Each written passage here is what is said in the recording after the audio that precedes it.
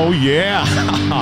What a way to kick off the weekend. Friday the 13th, we're live, man, which isn't a usual thing, ladies and gentlemen, because we're off on Fridays. But we made an exception today because we've got an amazing talent in the studio. What a crazy week we've had, right, Chaz? It's been a trifecta of talent in the studio, here in the PVT studios, and I couldn't think of a better way to end the week with our guest today. Yeah.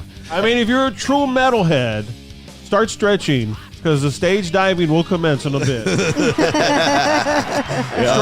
Stretch appropriately. Yeah, ladies and gentlemen, Tuesday night we had Bobby Pulido, and Wednesday night we had DJ Kane, and Jax got to sing with both of them, bro. Man, that's Jax's incredible, man. Bucket list twice. No, 3 times, because the guy that's here in the studio, he was singing off camera, ladies and gentlemen, before we started. He started singing. Yeah. And Jax got chilled. Like he was like a fangirl or a fanboy. I have never reacted like that in my whole life. It was I could do a reenactment real quick. He kind of did his vocals real quick. Do a little We're bit. not going to put you on camera yet, right? But I want you to do the vocals because the camera's going to be on him for the reaction, okay? For the spaz out. Because I got excited. Like, right, I was here we crazy. go. All right, here we go. Just minding my own business. Here we go.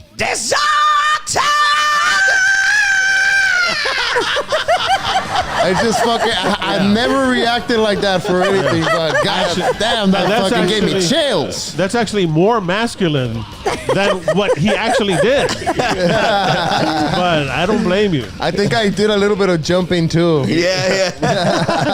Ladies and gentlemen, this is a TGIF Friday the 13th special with hashtag PVT Live. I'm Rock and Roll James, Chaz, and Jackson, our producer, Rally. What's going on, baby? How I'm you doing well. Thank you guys for hanging out with us tonight. All right. Well, we're going to give you nothing but bad influence tonight, baby, because I know you're not much of a metalhead, but you're going to end up a metalhead tonight, baby. I will. All right. And ladies and gentlemen, it's brought to you by Mouth-Watering Barbecue at Ace's Barbecue in Mission, Edinburgh, and now in McAllen, Texas. La Familia Aguilar are masters at the flame. Look at that. Look at the brisket. It is absolutely delicious. They've got some amazing plates. They've got fall-off-the-bone ribs, sausage, chicken, pork, turkey. Okay. No, hombre, qué bárbaro. Cállate, shut up. Asústame one time. With or without barbecue sauce. You really don't need barbecue sauce because, let me tell you, the meat is delicious. Right, guys? You've been eating, but this week I bought some Aces and I brought it over. Oh, my God. Those ribs, those pork barbecue baby back ribs, or como se llaman, no sé. Man, they're delicious. Fall off the bone. Delicious. Jackson and I were eating in the kitchen on Wednesday, and it looked like a scene. Can you put a half screen of Jackson on? Yeah. It looked like a zombie movie because we're like Night of the Living. Con todo el barbecue sauce around. And we were talking to each other in code. Pass the napkin. Dude. No. You know what was funny? That we didn't even heat it up. No, we had ate it cold like that. Like that's how good it is. Yeah, that's how good it was. Rock was like, "Hey guys, use the microwave." I was like, "No, it's cool." And Rock tried to get close, and Jackson and I went. I think we got video of the ribs, babe. Right? Yeah, we do. Look, check it. This is what I had brought. Check it out. The ribs are absolutely amazing. Wow. I gotta try that, dude. We're gonna take care of you, James. It's peach cobbler. Look at those ribs. They're freaking amazing. They are. And then they got some bread, and you really don't need bread, right? And the bread pudding. Yeah, that's why you don't have the bread, because of the bread. Then that's my wife's. You can't touch that. You might lose your hand. It's like the Philippine drug laws, chop your hand off. Oh, yeah. But hey, Rally, elaborate on the dessert that we can't see in the screen. The banana pudding?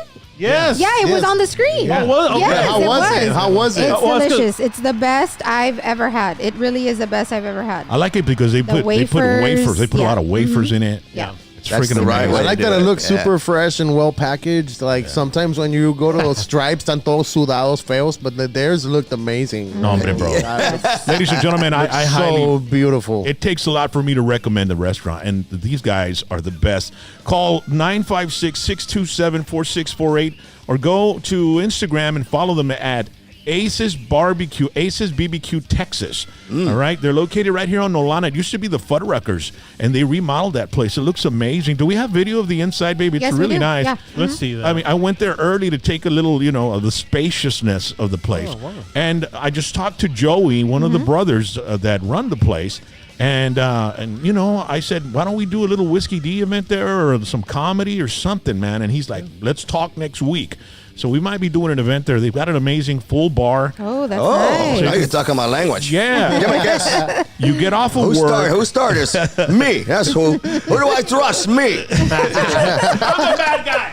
You get off of work, you go over there, have some drinks with some friends, and then finish it off with some barbecue, man. The Carolina's amazing. As for that one, I specifically like my brisket moist. Me too. I don't like it lean. I like it moist. This sandwich is moist brisket with coleslaw. It's just absolutely amazing. Ace's Barbecue. Thank you, Familia Aguilar, Joey, Mike, the rest of the gang. Also want to thank Crystal Sauceda Johnson. She is attorney. Crystal Sauceda Johnson. Howdy. Oh, yeah. Law for y'all. Estate planning, will planning, personal injury. This weekend, if you're out and about and you get involved in an accident, I want you to call her. I don't care where in Texas you're located. She will be there for you, and she will defend you, and she will get you all the money you deserve in an accident. 210-8913-LAW. It's 210-891-3529, or go to lawforyall.com. And she works statewide, folks. She's out of San Antonio, so she's centered right in the smack in the heart of Texas. So anything happens, you call her up or you go online and contact her immediately. Attorney Crystal Sauceda Johnson, estate planning, will planning, that's something else you might want to do. You never know, something might happen, and all your assets, what's going to happen to them? Who's going to keep what, You don't want to start a war between the family. Oh. So, lawforyall.com, Crystal Sauceda Johnson, it's attorney.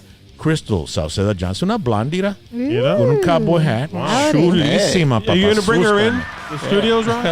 Yeah, So- I'm hoping to bring her in. Okay. She would have a very unusual will for mine, because it's like, well, if he accidentally walks in the sunlight or somebody puts a stake in his heart, then Right. yeah. Well, ladies and gentlemen, let me introduce James Yes. Rivera, ladies and gentlemen, from Hellstar here with us. Incredible. So, what were you going to ask, Chaz? What were you going to say? I was going to say, so you have to decide which family member gets the coffin, right? Oh, I know. And you don't want them all fighting. Yeah. And the thing is that it's got like HBO, it's got all that stuff in it. It's air conditioned. Hydraulics. And it got a microwave too. Mini bar? So, yeah, it's got a big mini bar. Extra space. Oh, my goodness. Ladies and gentlemen, we've got James Rivera, the singer for Hellstar. The reason he's here with us tonight is because he will be performing tomorrow night in my hometown, Mercedes, Texas. Yeah. So it's going to be Hellstar, and plus you have some other bands, other acts, but the Hellstar thing is tomorrow, right? Well, what it is I'm doing it's called James Rivera's Metal Asylum. Okay. So I do it. I hate to use that word tribute, so I've changed it to I do a salute to my entire career. So not only is Hellstar like my main band, still to this day after 42 years, I did sing for Flotsam and Jetsam. I sang for Seven Witches, for Destiny's End, Killing Machine with Dave Ellefson and Jimmy DeGrasso from Megadeth. So I've done And Vicious Rumors, Malice. I can go on and on and on. And I, somewhere in the early 2000s to the more mid 2000s, I was just singing my butt off with all these different bands. Yeah. I was in demand. Yeah. And, which is a good thing. Which is a good thing, Yeah, right? hell yeah. So that's what I do. That's what I'm doing tomorrow here in Mercedes. Is I'm doing a tribute to all the stuff I've ever done in my life, which a lot of the songs are Hellstar songs, but I am giving everybody the Vicious Rumors, the Malice, the Killing Machine, the Destiny's End, the Seven Witches, and then I'm also going to close the night with about 4 or 5 what I consider like the most masterpiece classic heavy metal songs by like Saxon, Dio, and I don't want to go any further. Yeah. Nice. Dude, Yeah. that's going to be awesome. Which Saxon are you going to do? He's not going to go any further. All right. You have to go to the show. wait. It's a surprise. It's Yeah. okay. Yeah. You have But to- I will tell you this much. As far as I'm concerned, and I think that a lot of people agree with me, it's probably one of the best songs I ever put out just because of the fact that it's the one that will get him doing that thing again. Spasm. Jackson starts. Yeah. Oh, no. Yeah. Oh, my God. They're playing that. You know, that's the reaction that we get when we play this song. I actually saw Saxon in the Power and the Glory tour. Okay. With it was Iron Maiden's first headlining Yes, tour in the United I saw States. that. It was Fast Eddie Yep, Clark, exactly. and Pete Way. Yep. And they were the ones. They had what was the name of the song? Say what you will. Yeah, the radio You hit. will. Yeah. Say what you will. Yeah. Yeah. Yeah. And then it was Saxon, and they blew me away, dude. Dallas You know, 1 and p.m. I hate to say this, and Iron Maiden, if they're watching, they're going to get mad at me, and they'll never let me backstage anymore. But that tour, in particular, for some weird reason, I think Bruce was. He had been touring nonstop, Yeah. Oh, yeah. and so like he was a little bit Tired. weak. Yeah. And Saxon was hungry, and I swear to God, they just took that show. Yeah. Power and the Glory. And then they had that. Does this town know how to rock? Yeah. Biff Byford, he's one of those guys. He's like the He's like the Mick Jagger of metal. Right? Yeah. How well do you know? Do you know him very well? Yeah, I hung out with all these guys. Because we do festivals together. Luckily for me, I was at least around at a time where Hellstar was respected by even the giants. Yeah. Like, oh, these are the Texas heroes. Because what a lot of people don't know is that Hellstar put Texas on the map of the world in 1984 with Burning Star. Yeah. And no other band from Texas that's doing what you call real metal had ever did that. I know, bro. I So, remember. I and had then- the cassette. Right. And then we followed up with Remnants of War, went on tour with Anthrax and Megadeth, and then everything just started climbing and climbing and climbing. Yeah. And and that's something to be proud of. Hell yeah, dude! You're a legend, dude. And I got a video clip, ladies and gentlemen, because I know there's still a lot of people that haven't found Hellstar yet. And I have a video, and we're gonna watch it all together.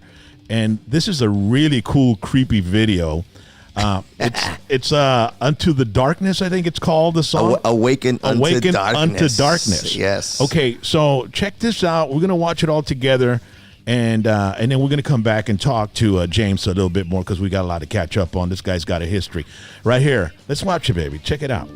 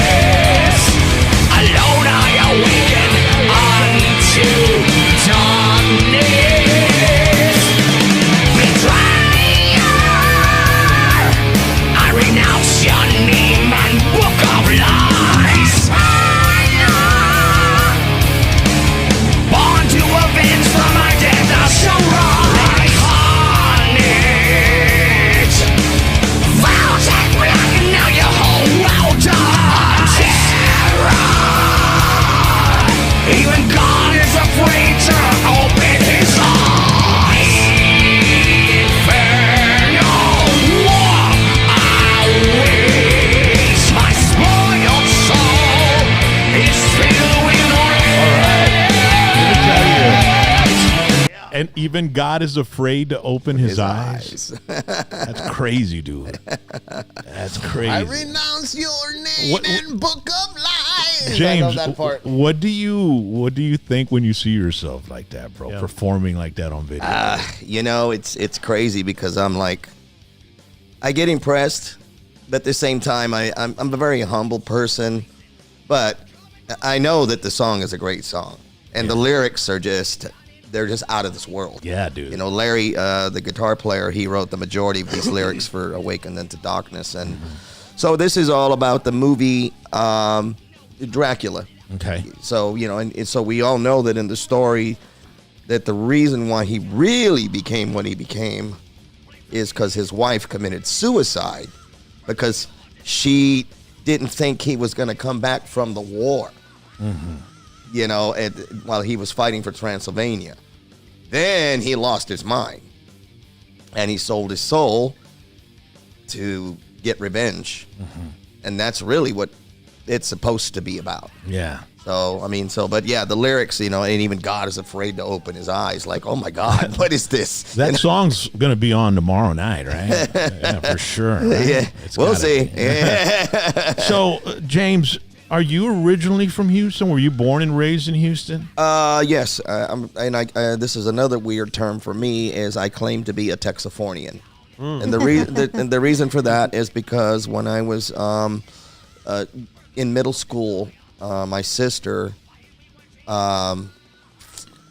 almost pretty much demanded that she let my parents let her raise me in Southern California. Okay. Because I lived in a very bad neighborhood in Houston. Which neighborhood was that? It's called Northside. Northside? Dude, Northside, man. We'll fuck you up, man. Yeah. So, and most of my friends... And how old were you? Were in middle school? Yeah, I was getting ready to go to middle school. Would they fuck around with you in school and shit like that? Well, yeah, because I was kind of more of a quiet, chunky boy. Introvert. And so I got beat up a lot. I got my lunch money stolen. And you like metal and shit like that. Yeah, and I was already into Alice Cooper. Yeah. And we're talking, man, about, wow. In the 70s. About 1971, 72. Yeah. And so... she just thought, well... There wasn't no, what do you call it, anti-bullying program back then, bro. No, and it gets funnier. So I don't mind saying these stories. Good. So and then another thing is that because I was an overweight kid, which is why I'm paranoid now about eating and things like that. Okay. When you had gym, the way you classified each other from the teams was skins and shirts. I hated that, bro. Well, guess what? When you have the two captains, they're like, okay, I'll take him. Like, I guess I'll take old chums over here, and that was me. And then the coach would purposely go, no, Rivera's going to be on skins because he made me take my shirt off on purpose. And it was co-ed PE.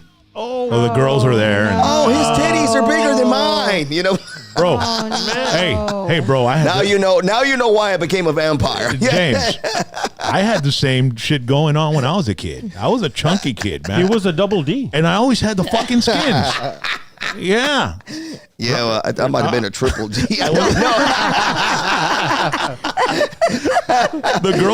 The PE girls were looking at me going, damn. Right?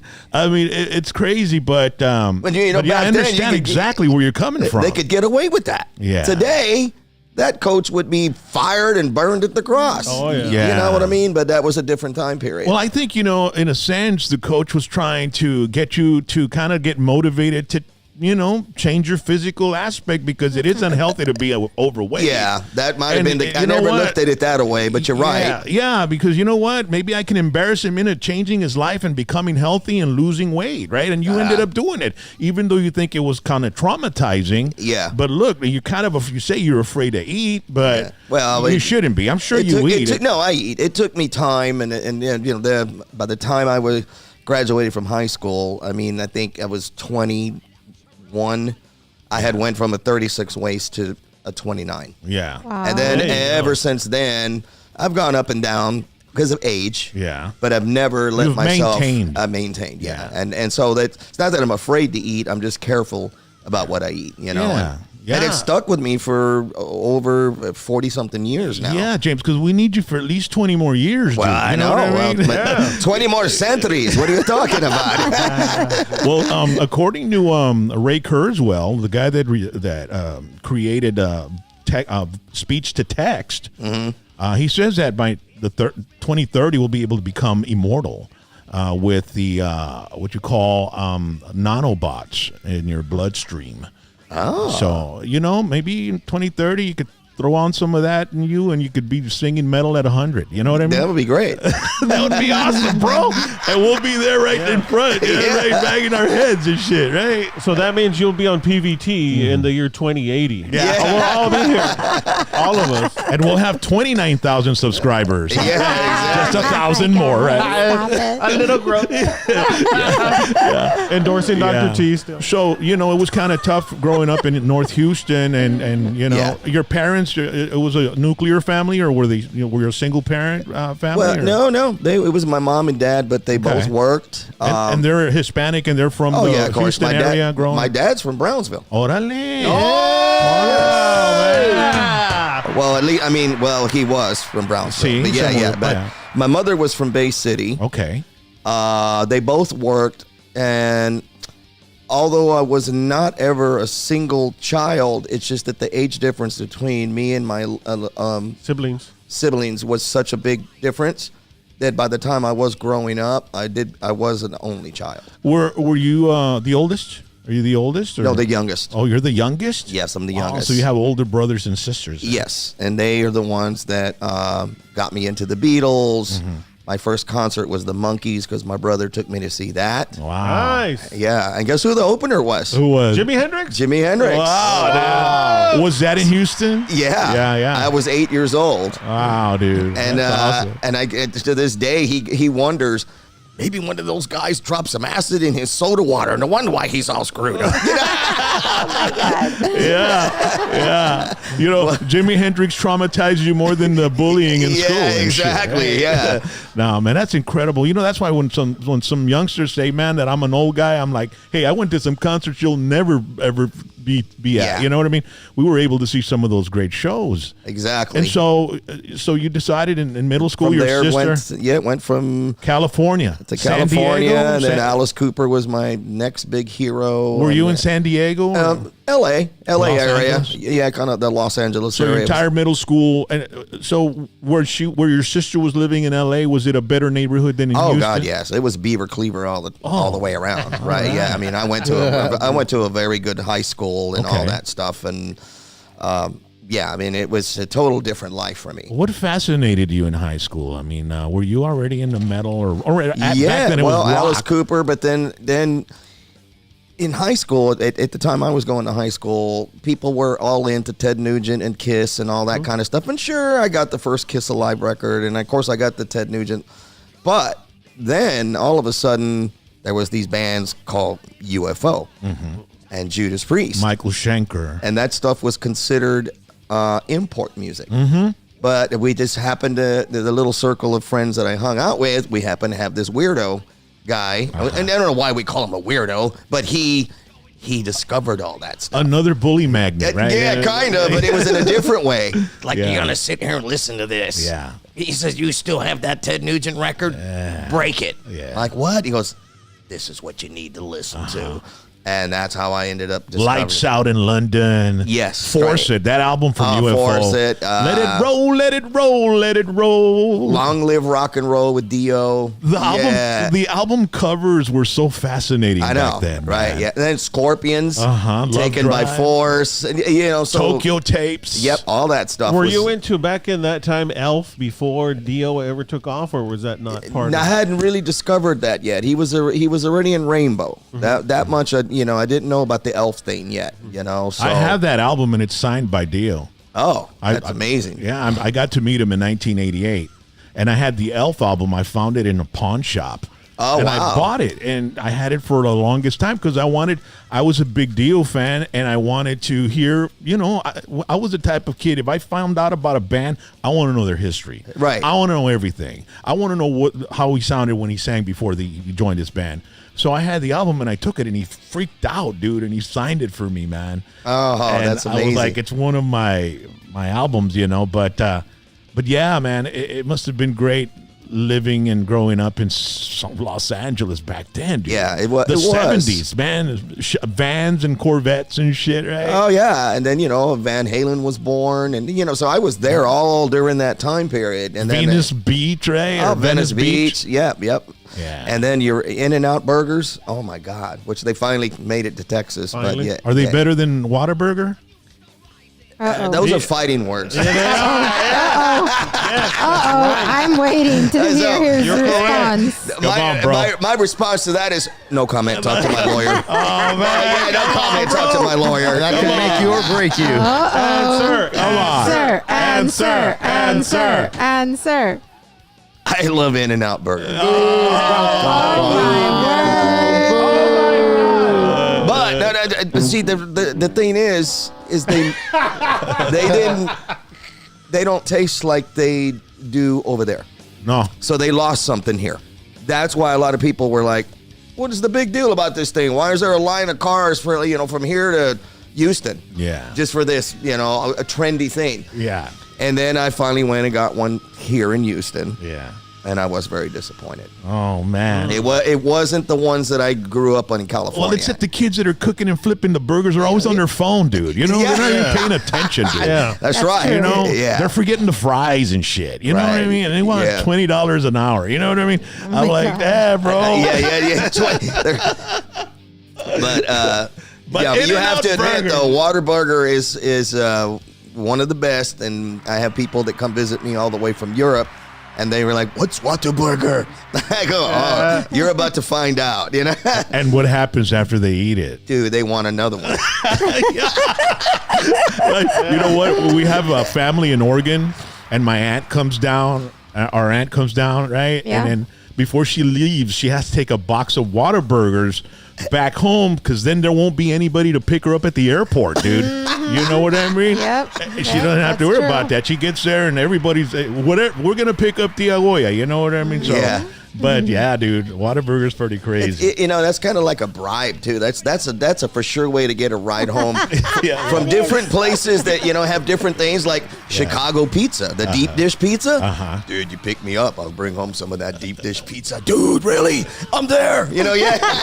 With some old style beer. Yeah, exactly. Chicago stuff. Pepperoni, sausage. The meat lovers, dude. Now, Johnny, even though you are a vampire, are you still eating tamales on a regular basis? Did you call him Johnny? I love it. James. So that's okay. We took the gummies and Chaz is the one fucking. I know, right? So you want to hear something funny? Go ahead. Well, before I became a singer, what I really wanted to be was an actor.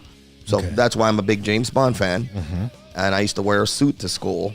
And I had my mom and dad go to school and be like, "Okay, what's the problem?" And well, he comes in here and he calls his teacher Moneypenny, and he goes to the lunch line. "I want my chocolate milk stirred, not shaken." And he thinks he's James Bond. And then the next year, I was Clint Eastwood with the poncho and everything, and I had fake cigar in my mouth all the time. So they just, my dad was like, "He just has a wild imagination. Leave him alone." But that's what I really wanted to do. Was and this is when you're in LA, everybody's an actor. Exactly. So hey, everybody's got a shot, right? But so I guess when Alice Cooper possessed me, I saw the connection between being an actor and a singer, because that's what he really does. Theatrics. And then I was like, okay, now I'm ruined for life. Yeah. Thank you, Robert, my brother Robert, for taking me to see the Monkees and letting that guy drop acid in my Coca-Cola.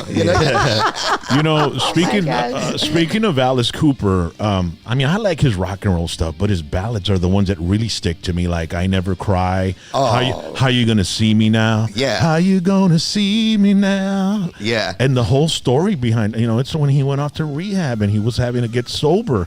And he didn't know how his wife was going to react to him being a totally different person and not a drunk, Oh, yeah. And this, I'm a recovering alcoholic and addict, and that song hits me right in the gut, man. You know what I mean? Yeah. Because those are the feelings you go through when you go to rehab. You start thinking, man, I'm not going to be the same anymore. Yeah, and are people how are they gonna see me now? You know what I mean? So the song is like, wow, dude, like it's genius. Oh yeah, and it's funny that he had to go through all that, and now he's just, look at him, he's on top of the world again. Yeah, Yeah, man. But yeah, he was a hardcore alcoholic. Yes, dude. sir. And the music video, I remember seeing it on the midnight special one night. Because I'd watch it with my uncle, and I was about 10, 11 years old. And the whole video of him being in a straitjacket inside a padded room, writing a story, right? I mean, writing a letter, and his wife and his kids in the kitchen. And then he ends up getting out. And when he's getting home, all his wife and the kids are being taken to the damn sanitarium. So, now they're crazy. It's a really cool. Have you ever seen it? Yeah. It's amazing, So well, because when you have a problem like that, you do drag in your whole family. Yeah.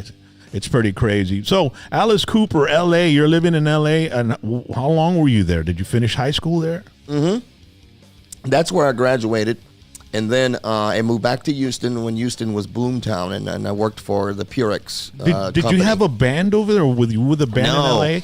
But you know what? I was singing all the time in the car. And I had friends that played in a little band that would play a little backyard party and all that. And, so I would always admire them, and they were starting to try to play a lot of that Judas Priest and stuff. So it wasn't until I moved back to Houston. Now I'm like completely possessed by what's called the British heavy metal invasion and the German metal invasion, Accept had just released Restless and Wild. Yeah.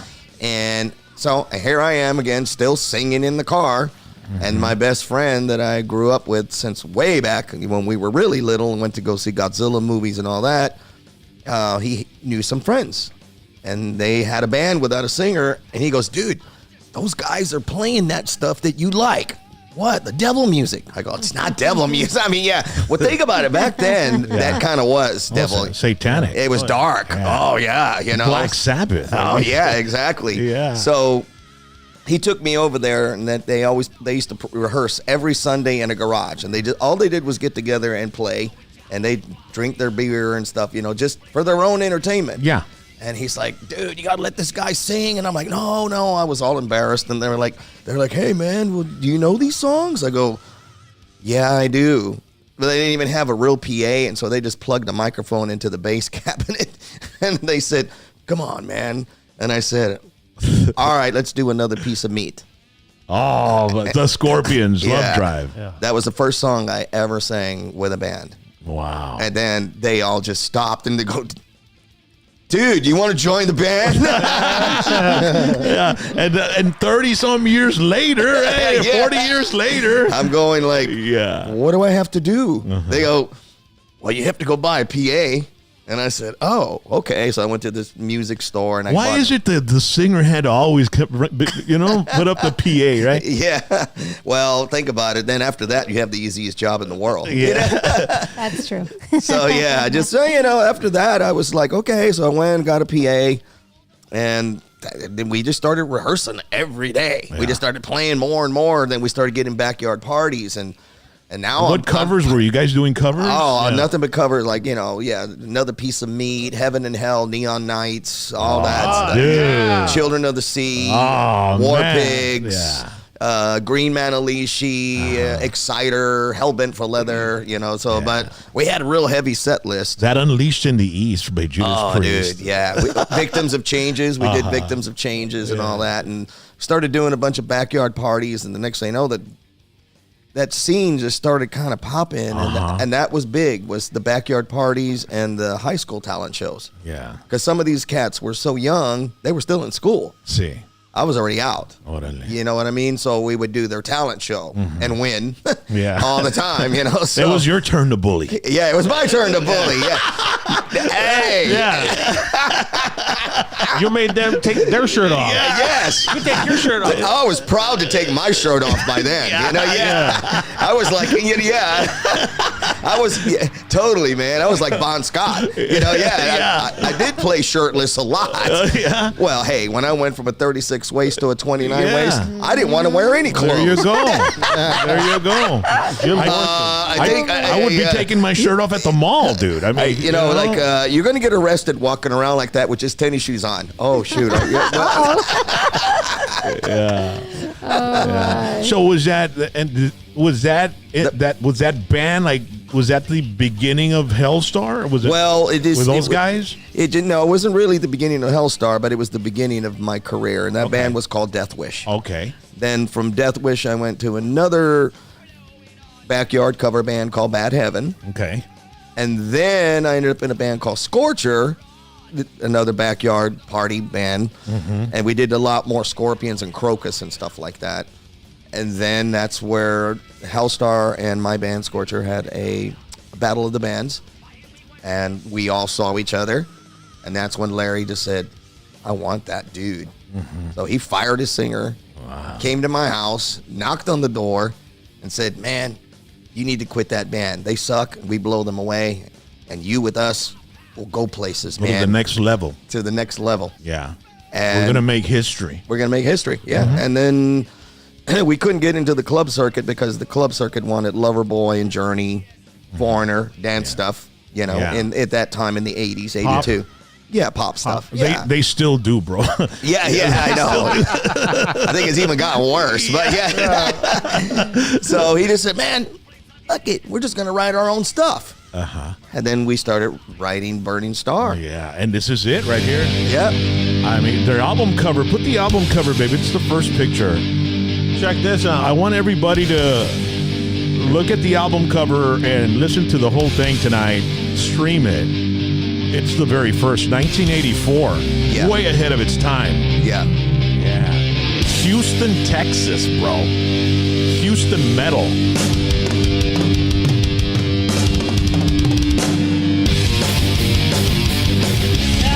Yeah. That was metal. The mosh begins immediately. Oh, yeah. You don't have to wait for the break. No. I see a new star rising. Yeah. Coming from the east. White hot and shining bright. Time to kill the beast. Yeah. Oh, yeah. Totally. Hot winds blowing on you. Spinning round. No time left to run. Knocks into the ground. Going down in fire. All right, here. Flames are getting higher. Further your desire. Finally went in. What do you think when you hear this song, dude? This is your birth right here. I know. The birth of sometimes I'm just like, how did I do that? You know, I mean, right. And how do I keep still doing it? And it's like they say, you know, they're like, the last tour we did, you know, every promoter, especially like the one show we did in Athens, Greece, he's like, James, I have seen you for over 30 years, and you have never sounded this good ever. So what is it really the blood? Yeah. I said, I don't know. He goes, you're like a fine wine. You just get stronger and stronger and stronger instead of the other way around. Yeah. And I said, well, whatever it is, I'm just blessed that it's happening because I can't explain it. I said, maybe it's the years of experience. I've learned all kinds of different tricks now when I tour, certain gargles I do before I go to bed. I also know that what I do love the most and why I love kitty cats is that when you're on tour, 10 hours minimum sleep. So I'm a lazy bastard. Yeah. Nice. Wow. So, that's awesome. and I do not want to be woken up before that time period. Not even in the dark. Just it's like during the day. Dude, No, don't wake me and up. these guys they're all gonna go sightseeing and this and that. And they're like, dude, man, you really don't want to go to the Eiffel Tower? Take a picture. James. I have to sleep. yeah. All right. Yeah. And you shouldn't even woke me up to ask me that. Well, we just thought that if we didn't ask, you might get pissed off and go, you guys didn't even wake me up to go on the damn thing with you guys. Yeah, that's right. Yeah. So, but they're like, it's like, hey, It was courtesy. hey, dude. We are gonna go see the thing in Athens. You know, the Olympics thing. There. Take a picture. Yeah. James, walk us through the album cover. How did you guys decide, or who decided, or did you decide, or how did you guys come up with that album cover? For the Burning Star? Mhm, yes, sir. Actually, we just had a high school friend of Larry's drew it, and we based it on this theme that a lot of people don't know about Hellstar. So some of those people that think that, oh, they got to be about that, you know, yeah. What that album is about and what Hellstar means, because it didn't have a meaning when I joined the band. Okay, so when I joined the band, back then, Satan's Hoof, any of those kind of names were badass. Yeah. So they had Hellstar. Sounds powerful. So I said, well, what does it mean? And they said, I don't know, just sounds cool, doesn't it? Like, I go, it needs to have a meaning, though. So at one point in my life, which made me start singing in that metal band Death Wish, I did go through a period of going through Christianity. But unfortunately for me, I ended up in the wrong church where everybody was a pervert. Okay. And well, we all know that there's a lot of fake Christians out there and false prophets. Yeah. So, of course, it turned me very dark. Yeah. And that's why I picked up the mic and says, no, I'm going to, because they always thought my music was evil and it was not acceptable. And anyway, so because of the education that I had with Christianity, you know, although I had a good heart, I'm not like, well, I'm not going to become a Satanist or nothing like that. But when I wrote Burning Star, I wrote it about the second coming of Christ. And that's what it's about. Really? The new star rising in the east. Yeah. So if you read the book of Revelations, when he comes back, he's not going to come back very friendly. So this is time to end everything. And it's time for me to grab Satan by the throat, throw him back down there where he belongs, chain him up for the rest of his life. Which now with Israel going to war, who knows if that's right around the corner. But really, that's what it's about. So when we were thinking of the cover, I said, I want a red Reaper instead of a black Reaper. And if you really look at the cover, he's got a burning thing in his hands, and he's pointing at a figure. And the figure has a staff, and it's Satan. But it's so cartoonish, you have to really look at it. And so it's like, this is your time now, buddy. You know, So that's what it's about.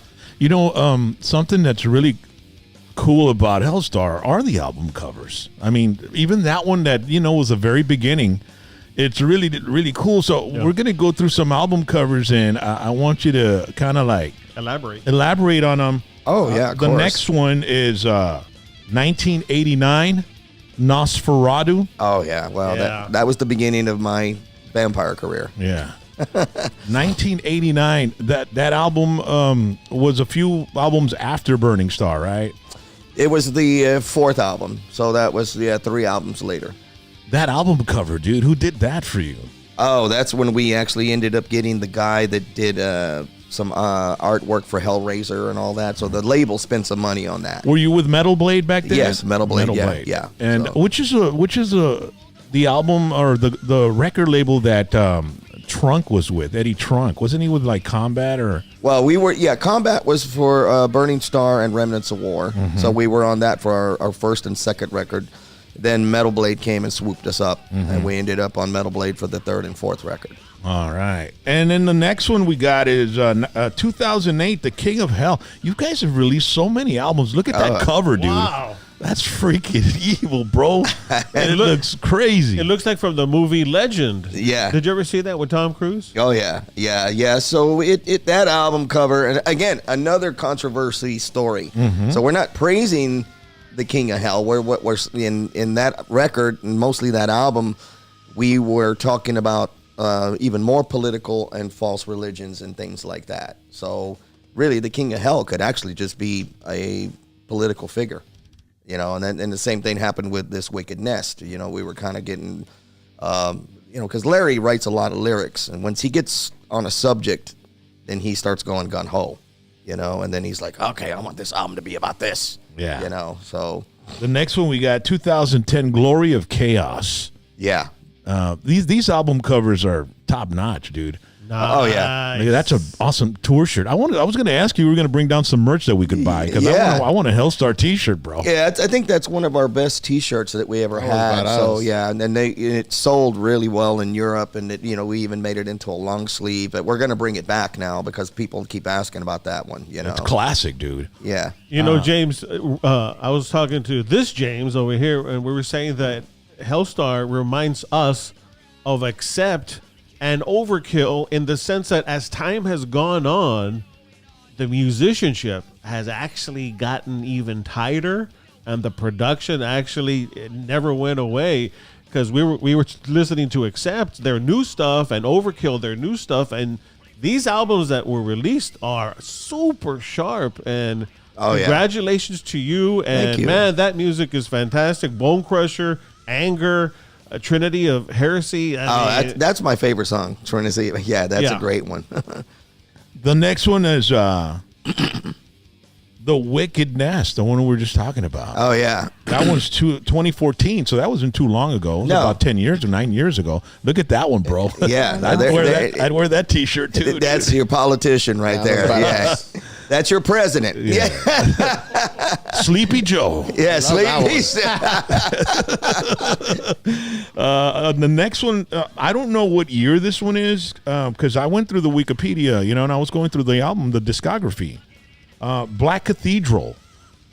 Oh, because it was a single. Oh, it was a single. Right. So when we put out Black Cathedral, which is on Vampiro, but we put it out as a single first. Okay. And that cover, we never had a shirt made with it, but we need to. Yeah. That looks pretty freaking It's awesome. pretty dark. Yeah, it's a very dark album cover, so it's very vampiric. And awesome. Vampiro was 2016. Yeah. That album cover is also really dark. Oh yeah. And the video that you recorded. That video, did you record it in, it looks like it's Louisiana or some New Orleans. It looks like it's a haunted house in the suburbs of Houston called Kingwood. Okay. And it's still there all the time. Mm-hmm. And we shot it there. Wow. But we wanted that New Orleans. Well, it looked like that. The cemetery with all the really cool, Yeah, we wanted that vibe because voodoo and shit like voodoo that. And vampires. Yeah. And then there was a vampire show that was in New Orleans, right? Louisiana. Remember what was it called? First Blood, I think it was. True called? Blood. True Blood. And then there's Interview with the Vampire. And so. And Anne Rice acknowledged us. Yeah, Vampire Lestat. Oh yeah, exactly, man. What is your favorite vampire movie, man? Dude, any of the Hammer film Christopher Lee movies. Christopher Lee? Dude, it's because he just had such a presence that was just beyond anything you can think of. Mm-hmm. I mean, I loved his overconfidence about how he played that character. Yeah. And like I said, he never really had the fangs and the red eyes until he was ready to eat. Yeah. I remember in the 70s growing up, and on regular network television, they'd show a Dracula movie, and it was Jack Palance, dude. Oh, yeah, I saw that one. He was good. Yeah, I mean, that was a good one, too. Yeah, a scary one, dude. That's old school, dude. Yeah, that's old school. Yeah. Here in the Valley, we had Boo Theater. Uh-huh. Remember that, right? Oh, yeah. So we had something called Fright Night. Yeah. Oh, yeah. And then on Saturdays, they'd show every one of those kind of movies, and it would always be at somebody's different house, but the little, all your little friends that, hung out, you'd all gather around the TV, like, all excited, and the mom would make popcorn and stuff, and like, Dracula Prince of Darkness is coming on. Mm-hmm. Then everybody starts screaming and crying. Fright Night's one of my favorite vampire movies too, dude. Oh yeah, there was a movie called Fright Night. Yeah, with Roddy McDowell. Oh yeah, the kid that was stuck. You have to have faith, Charlie. The guy would put the cross, but he didn't have faith in the cross, so it wasn't working on the guy. No, it wasn't. Yeah, that was a really cool movie too, dude. Do you like Bram Stoker's Dracula. Yes. I love it. I think that was my favorite. Right. That was one of the best. And he played such a great role, and just Then the storyline is really the closest to the book. It is. Yeah. It is super close, and the way he gets younger and younger. Yeah, I know. He starts out really weird looking with some bun hair thing or something going on. Yeah. And it's such an amazing The movie. guy that portrays him in the movie he's freaking amazing. What's the name of that actor? Gary Oldman. Gary Oldman, yeah. Did you ever see him on Sid and Nancy, where he's Sid Vicious? Yes. Dude. Nobody knows it's the same guy. Yeah, it's Gary Oldman. It's dude. him, yeah. That movie was so painful to watch. Oh, I know. Seeing the self-destructiveness of Sid Vicious, man, and his girlfriend. Oh. That heroin stuff, man, Yeah, I don't know what the deal is with that, I mean, it actually killed the grunge scene. You know what? Actually, it killed a lot of people. Jimi Hendrix, all these guys, Jim Morrison. And then I was listening, because there's a book that they wrote about AC/DC, that Bon Scott actually died of a heroin overdose and not alcohol poisoning. Oh. Yeah, because he was hanging out with Pete Way and a bunch of other guys, and they were all known to be doing it, you know? Yeah. And he ended up dying, but when he died, the guys from AC/DC, it was like damage control, like, hey, the AC/DC's never been known to be a druggy band. Yeah. So we have to, put the alcohol, because, it's all about beer and girls and stuff. Oh, yeah, especially in Australia. So they suppress that information. Oh, that's what it is. I don't know how true that is, but that's the story that I heard on a podcast with one of the guys that wrote a book about AC/DC and Bon Scott. Oh, man. But his lyrics were also awesome. Bon Scott was a poet, man. He was amazing. Did you ever see them in concert? I saw, but you know what? I saw AC/DC open up for Journey and Aerosmith. Draw the Line, and Journey had just released Infinity. And AC/DC was the opener, which didn't match anything of that bill.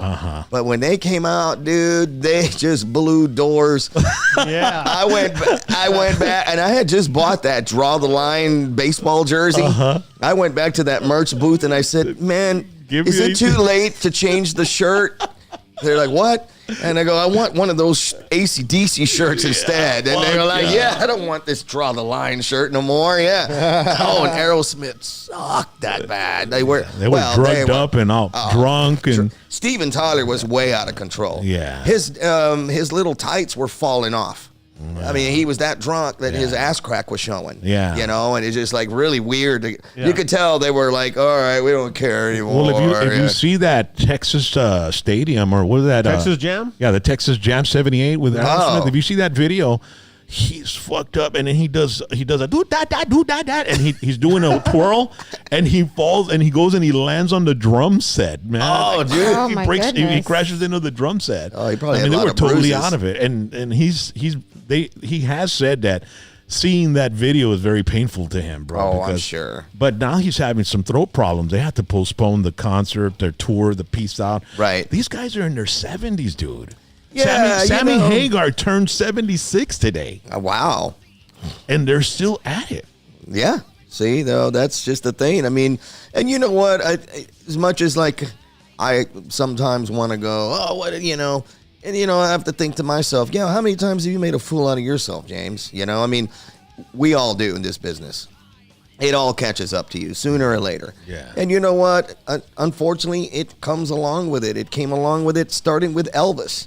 He was no innocent, Mr. America, that's the clean kind of musician that we, the older people would say, it wasn't like that back in those days. Oh God, they were doing more drugs than anything else. Look at the Rat Pack. Well, they needed to numb the pain. Yeah, because of all the playing and back in the day, you're on a bus with no AC, and then you don't have a cell phone. You got to wait till you get to a payphone to call somebody. Oh, I know. So you're just vegging in the bus from city to city. Oh yeah, it's so different now. You have internet. You have all kinds of satellite TV. You got back in the 70s when those guys were touring. What else was there to do in the bus but solitude, man? Nothing. And drinking and getting high, and then the management and the labels would work them to death. Oh God, yeah. Those guys were traveling, so they had to they had to, I guess, find some form of, relaxation. Yeah.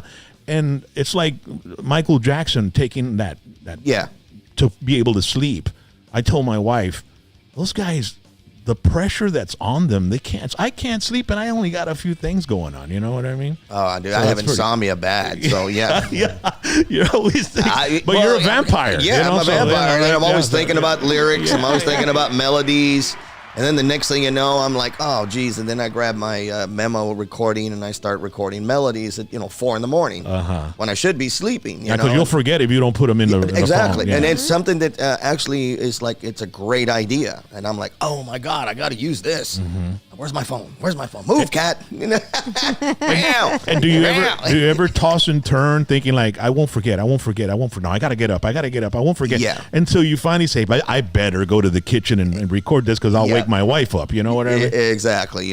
So you just kind of have to do it at the spare mind. I've gone to the garage at night. In Quaidao. Well, my garage is closed. Hey. So yeah. He goes to the garage at night where it all started. Yeah. Right. I don't have time to get dressed right now. Time to get back to the roots, man. I'm going to the garage. One of these days, I'm going to accidentally hit the opener, and then my neighbors are going to be out there. Hey, what the hell?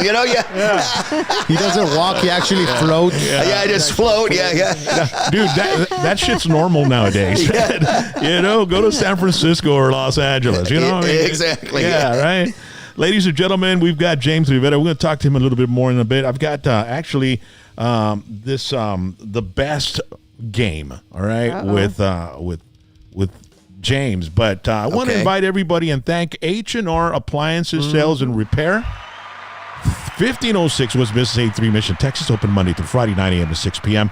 Their number 600-8778, area code 956. They're in Mission, Texas. Washers and dryers, electric and gas stoves, refrigerators, AC window units, freezers, and much, much more. And like Jax was saying this past week, when you go to like Home Depot and places like that, you got to order it and you got to wait for it. Yeah. When you go to this place, you can just take it, man. Lleva la troca y pon la washer, dryer. They have it in stock. As a matter of fact, let's play that commercial that we did, me and Chaz. Come on. ¿Qué pasa, raza? Rock and Roll James, y aquí estamos at H&R Appliances, Sales and Repair en la ciudad de Mission, Texas. Tienen una warehouse llena de mercancía. They've got ovens, estufas de gas y eléctricas, washers and dryers. Tienen unas refrigeradoras brutas. Mira nomás, qué bárbaro. And if it gets too hot, AC units too. Y aquí en H&R Appliances, Sales and Repair en la ciudad de Mission, Texas, you never know what you might find in the warehouse, maybe in a washer. Hey, Rock, check this out.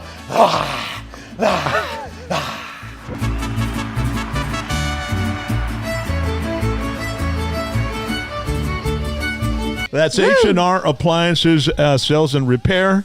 And we want to thank Randy and the rest of the crew from there. Financing available, so make sure if you're getting a house or your wife does not have to go and wash clothes by the side of the canal. All right.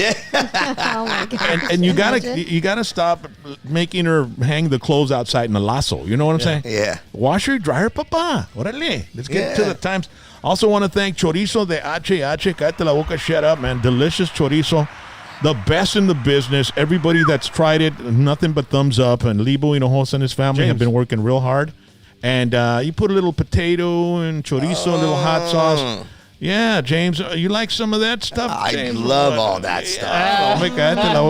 Chorizo de HH with a little egg in there, man. Hey, I'll just get on the treadmill for another 2 hours. 2 hours? Yeah. Oh, hell no, man. You can we get on the treadmill for about 15 minutes. You don't have to go 2 hours. True. But look at that. It's delicious. A tortilla. Nombre, cállate la boca, shut up.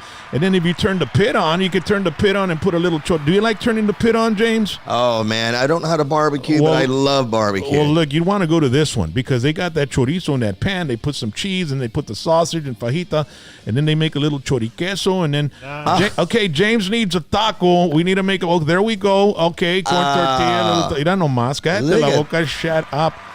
you'll have enough gas to get back to Houston, brother. Exactly. Yeah, man. I just got to back my butt up to the gas tank. Chorizo de HH, the best chorizo in the world, and you can find them at an HEB, select HEB close to you. Brownsville, San Benito, Harlingen, Mercedes, Weslaco, El Sedana, San Juan, Far, and Edinburgh. Órale. Yeah. Marcos Morales, thank you for your super chat. So let me look. So tomorrow night, ladies and gentlemen, Mercedes, Texas, James Rivera, Hellstar. He's doing his his history of all the bands he's performed with, and he's going to play all the great songs. And his musicians are top-notch musicians, and the music that they put out, I can just imagine it live, James. The people must react pretty awesome, right? Yeah, and then you know what? The funny thing is that live, we're always more powerful for some reason. Oh yeah. Than you capture on record, and it's the energy. It's a give and take from the audience and everything else. And yeah, we're going to put on an hour and 15-minute show, 75 minutes of just pure metal, melting faces. No bullshit, nonstop. Necks getting bitten, people being resurrected, given eternal life, and that's basically what it's going to be. It's going to be great, ladies and gentlemen. Get your tickets. It's the Rock and Boots Festival, and we played at the one last year with Stryper, and Dangerous Toys was there as well. Lincoln Park tribute tomorrow as well. They got Hair Factory, local guys from Weslaco, play some pretty cool hair metal. School of Rock, those kids, man, they get up on stage and they're like a school that they get taught how to perform in a rock band. We've played with them as well. Rincoros, they're from the Edinburgh area as well. A great band as well. Malice, and of course the star of the night is going to be James Rivera at Hellstar from Houston, Texas. Yeah. And so are you recording anything new? I see that Yes. the last album you recorded is a compilation album. Can you put the last cover, babe, on there? Clad in black. Yeah, I think... The purple one? Yep. So there's 3 new songs on that, and then we recorded 3 covers. That's also and then a badass we shit also right there. re-released Vampiro with it as a package because a lot of people, we felt that they missed Vampiro, and they did actually. Yeah. So, but yeah, we are writing the new record now. We have 1 song in the can, is what we call in the can. That means vocals, everything is done. Are you recording in Houston? Yes, we record everything at Larry Berrigan's house. Did you ever record in, what was the name of that studio? Oh, my God. The one where the Foo Fighters took the switchboard? That's over there in L.A. But in Houston, there was a very popular studio back in the 80s, but I forgot the name of it. Sunrise, dude. That's where Burning Star was recorded. Yeah, exactly. Sunrise Studio. Because I was in a band in 88, and it was Blind Illusion, and we were thinking of recording over there, and we ended up recording in Corpus at Hacienda. Oh, okay. And Sunrise was like the most popular studio for metal bands. The reason up there. why it was is because Burning Star put that on the map. So they were like, then the next thing you know, all metal bands wanted to record it. Yeah. Sunrise, like, well, that's where Hellstar recorded their record, so yeah. Yeah, did you ever get a cut out of all the business they made off of you guys? I got a 6-pack of beer once in a while.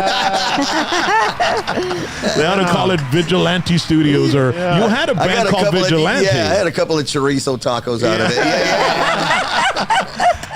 My band, I had a band called Blind Justice in 1990, 91. We opened up for Vigilante at a bar in Corpus. Right, Vigilante actually really was just kind of it was kind of me doing things without using the Hellstar name, but it was a lot of Hellstar members. We had a lot of fun with you guys. It was a New Year's Eve gig or something? I don't quite remember the date because I was partying heavy back then. Well, me too. But we went, it was called Backdraft, I think, the club or something like that. It was a New Year's Eve show. Yeah, and we went out there and we opened up for you guys. It was packed. They called us to go up there and play with you guys. And yeah. It was an amazing event, man. We had a lot of fun with you guys in that little bar, dude. It was great. Yep, and I'm sure that we probably all paid for it the next day. That was, I think that was like 1990, 91, maybe 89, 92, somewhere around there. Yeah. Yep. Wow, so, man, how fast time flies, right? I know, and that's scary because I'm just going like, man, what happened to time? I mean, like, it just, and I remember always hearing that when I was a kid. you better hold on to what you got, because I tell you what, once you get past this age, it's gonna fly by like you ain't believe. You better enjoy life and you better make the best out of it. You hear me, damn kid? You know, that's what my dad would always tell me. Sure enough, I think that once I got past 35, 40, it seemed like everything just evolved into 1 year. Yeah. Like a bullet train. Wow, it's Christmas again? I don't have any money.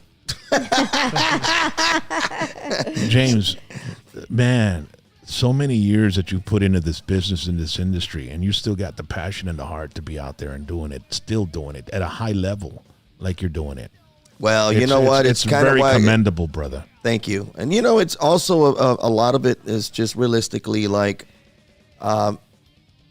you know, there's a sad side to it and there's a very positive side to it. But when you look at it on a realistic level, from the inside out, you know, you always, you know, like I tell myself, okay, at 63 years old, what am I going to do now anyways?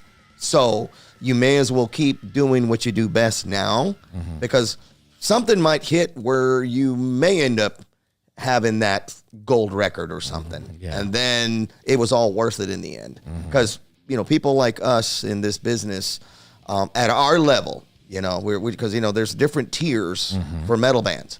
You've got your Iron Maidens and your Metallicas, right? Then you've got your Testaments and your Overkills. Yes. Then you have your Forbiddens and your Hellstars and your Sanctuaries.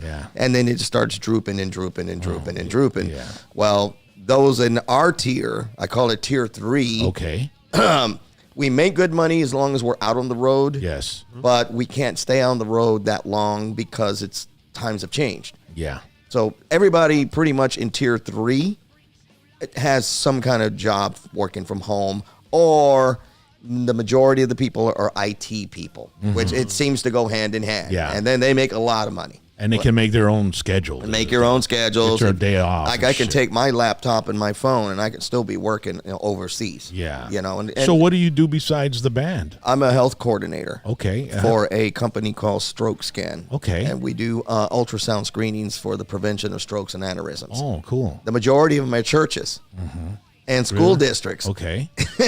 And you show up with your vampire teeth? Oh, yeah. I'm here to check your blood pressure. So think about it. So during the day, and I work from home, so it's beautiful. All right. The majority of the people I talk to are Catholic priests. Hello there, Father Joe. It's James from Hellstar. I mean, Stroke Scan. You were talking about that Christianity and how you were in it, and then something happened. Did something happen with you? It was not when you were part of it. And how old were you? I was like 19 and 20. Okay. And then I just started noticing a lot of weird behavior and a lot of pervert shit going on in the organization. And then it always just being about the money. And then, you know, they suck you in, and then you feel like, you know what, I'm going to... So at what level were you in on the business side of it? Or you weren't just somebody that was attending the church? Were you part of it or something? No, I was just attending. Okay. And the guy that got me involved in it, I just started going to his house for Bible studies on Wednesdays, and I started noticing weird things. Like, in other words, him and his wife sitting there completely naked. Okay. And, you know. Like Adam and Eve. Have at it. What do you mean have at? Well, you know, see, we're brothers and sisters. We share our souls need to connect. And I'm like, this is kind of some weird shit, man, you know? Wow. So he wanted you to, you know, and I'm with thinking his like, wife and stuff? And then don't tell him what he did to me, you know? So they were like swingers. They were like swingers. Exactly. Okay. So it was kind of weird. Like, I was like, And you were 19. So I'm going like, where did I miss that in the Bible? Because I'm like, I don't remember reading that part. You know, like. And this was 78, right? 70, like you were 17? 1980. It was 1980. Yeah. So you know, and then I noticed that the pastor of the church was just like, sometimes, you know, when you belong to one of these organizations, they demand 20% of what you make weekly, and let's say 1 week tithes and offering. Yeah, 1 week I was sick with the flu for 3 days, so I didn't go to work for 3 days. And I didn't get paid for it. So when you put your thing in the envelope, they count it. And they're like, Brother James.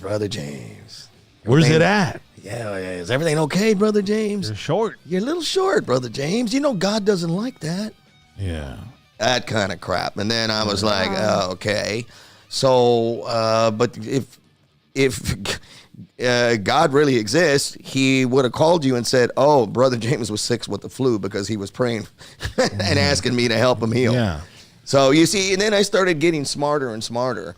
Yeah. And then I started becoming rebellious, according to them. And I said, no, I'm going to go home and listen to more Judas Priest. Hell with this shit. Hell bent. For leather, yeah. Yeah. Wow. So that's so who's your higher power now? Do you have a higher power? Or? You know, I mean, I still believe in some sense of there is a higher power, and then if it is God or whatever, just I just think that a lot of times that it's enough for you to just in your own dark world, you can talk to this person, and if you need help spiritually, then it'll help you. Yeah. You know, I just don't believe in. I don't like organized Christianity anymore.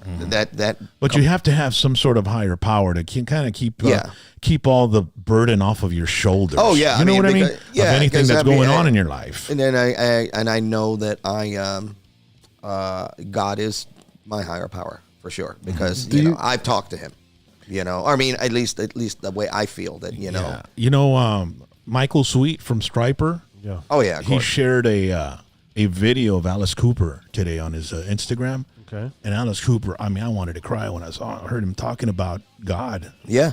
You know, and it did make me feel a little emotional. I was like, wow, you know, well, yeah. What he said was so powerful, you know, and Michael Sweet shared it, and I had to share it myself just so other people can see it too, because, you know, you always got to have somebody higher than you. Oh yeah. In order to keep all the stress and the burdens of, you know, on your shoulders, you let it go to a higher power. You know what I mean?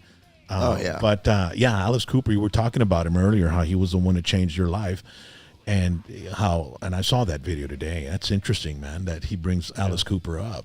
Oh, dude, yeah. I mean, that was my first hero, and you know, and I worshiped the ground he walked on, you know, for a long time, and to this day, I mean, I still love to go see his shows. They're amazing. He's gotten better. Theatrical, and the band is even heavier. He's great, man. I saw him with Nina Strauss. Now you're talking my language. I mean, the whole band looked great. We saw him. You like that stuff, don't you? We saw him with Motley Crue. Is that one of your favorite movies? Yes, it is. So you catch it right away, I catch it right away. Come on, Pelican, fly. Yeah. Fly, Pelican.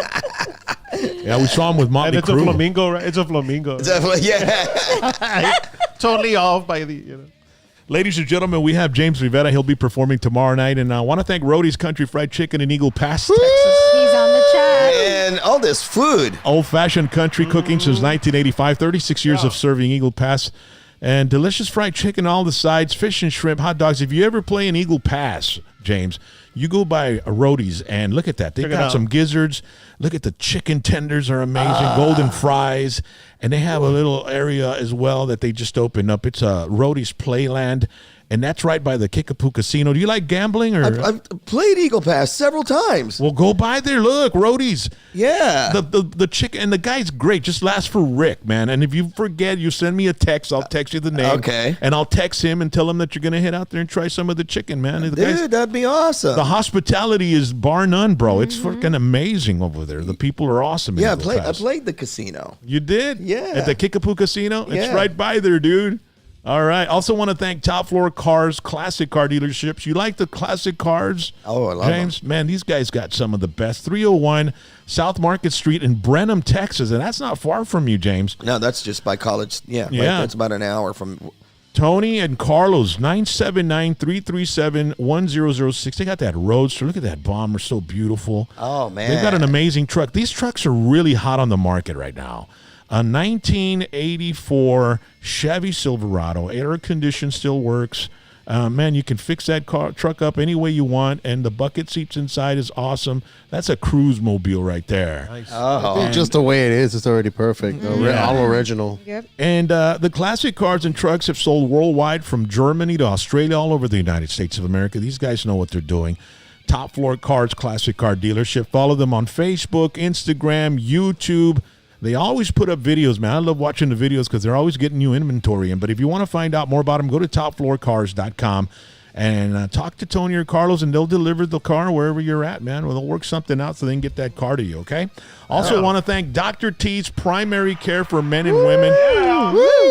If you're our age, A vampire. Yeah, and you need that extra oomph because you don't feel like sucking blood anymore. You know, it's like you used to suck blood 5 nights a week. Yeah, it gets old after a while. It's down to 2 nights. It might be because you're low on testosterone. Okay. If you have cobwebs in your pelvis. Yeah. Oh my God. Yeah. Let me tell you, go to Dr. T's Primary Care for Men and Women, 1-855-771-1650, drt's.com. They got testosterone therapy, IV vitamin infusion. That is like an IV with vitamins that goes right into your veins. And it makes your blood taste so much better when you're bitten by a female vampire. Sermorelin, man, forget about it. That stuff's the fountain of youth, man. You start taking some of that, you'll start feeling like you're 25 years old again, and you'll start looking that way. And you know what, guys? The women can feel it in you. Hey. And they'll be feeling you in them too. All right? Okay. Oh, dear. Every night. He's embarrassing his wife now. She's like, I quit. She's blushing. Yeah. Isn't it cool the way I kind of incorporated the concept of James and the vampire and testosterone? I loved it. Hey, am I a professional, James, or what? You're awesome. I love you. Yeah, Dr. T's Primary Care for Men and Women. All right. So we're gonna do the best of questions with James, and everybody can jump in and find out or participate. I'm sorry, but first I want to hear the lead solo on this one. This one's called "Suicidal Nightmare." Hellstar tomorrow night, Mercedes Civic Center, Mercedes, Texas. Bro, I love going to concerts of this stuff, man. Oh, yeah. I mean, I love it. I never got into the grunge stuff. I was like into Pantera, Hellstar, all that fast stuff. I had too much testosterone. And to me, grunge was too depressing. I didn't want anything to do with it. I was watching Neurosis. I was watching Biohazard, all these crazy bands. Exactly. Yeah, it was kind of a weird phase in life, I think, for a lot of people. And I just like... And I felt bad because I'm like, well, I don't know if that scene will ever rise again because they all died. Yeah, and they're all. The thing is they were actually, I guess they were putting Seattle, the mood of Seattle into their music because it always rains over there and stuff. Yeah. Mm-hmm. Yeah. Oh yeah. Check this out.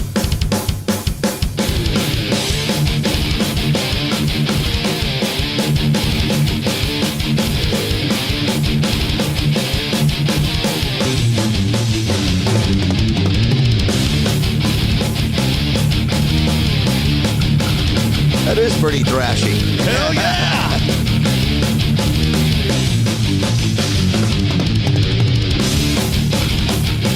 Now that's the kind of stuff you can clean the house to.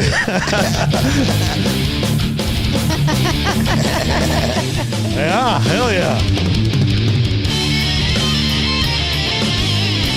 Listen to that.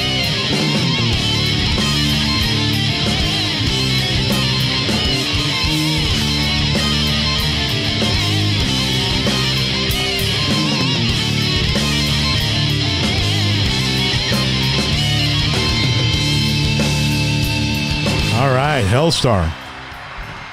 That's also a greatest hits compilation, Sins of the Past, it's called. Yes. Which one's better, Sins of the Past or the one that came out in 2021?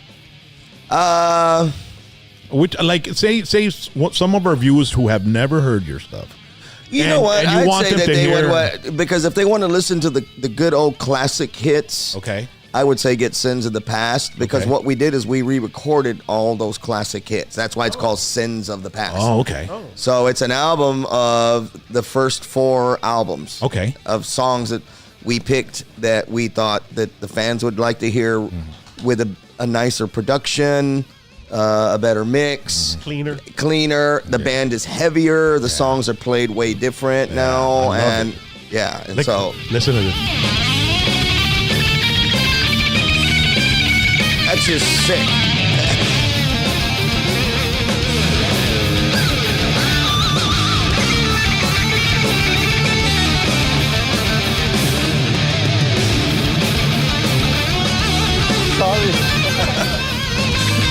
Jack's head banged his phone off the table. Right. I know, it was all the way over there. Producer Raleigh coming in clutch. I thought Jax was so high he was sliding. I know. I was like, what is he doing? I thought he was falling asleep. But his leg was reaching out. I thought this music was making him slither to the kitchen to pick up a gummy. Melting. What a world. Yeah. All right, ladies and gentlemen, let's do this. Greatest game with James Rivera. All right. All right. Number one, greatest horror movie, monster killer. Greatest horror movie, monster killer. Like movie monster or killer. Oh, like Character. Okay. I guess you said earlier. You said Christopher Lee, Dracula. Yeah, Christopher Lee. Yeah. Okay. What about you guys? I'm going to say from An American Werewolf in London, the werewolf with that movie, because that was the transformation from human to werewolf in An American Werewolf in London cannot be topped. Okay. Oh, I agree. What about you, Jax? I love Freddy Krueger. Okay. I'm Linda Blair, The Exorcist for me. Dude. Yeah. And Raleigh? Why you do this to me, Demi? When that movie came out in '72, Oh God. Christ compels you. Yeah. everybody Sounded terrible. everybody shat their pants with that Scary. movie. Yeah, but you see it now and it's kind of funny. Well, I don't it know is, about but it's a classic. But in '72 when it came out, it scared the shit out of everybody, dude. Oh, I The know. effects, though. And attendance in churches went way up. Yeah. Oh yeah. I love that part where he goes because he's in there talking to her, he's interrogating her, and then the drawer opens. Whoosh, he goes, "Did you do that?" She's all proud, like, "Yeah, I did that. Yeah." Hey, they remade the movie, right? It's coming out again. Yeah, like a sequel? it came out last week. They don't know what to do anymore. These Hollywood companies, they're just remaking. And now shit. it's about two girls, and I'm kind of like, I have mixed feelings about that. Yeah, don't Do your own stuff. Yeah, don't mess with classics like that, dude. What the fuck, right? Yeah. All right. So that was a good one. Greatest horror movie scene. You already just said that, right? The one. Yes. Is that your favorite one with Linda Blair? Did you do that? Yeah.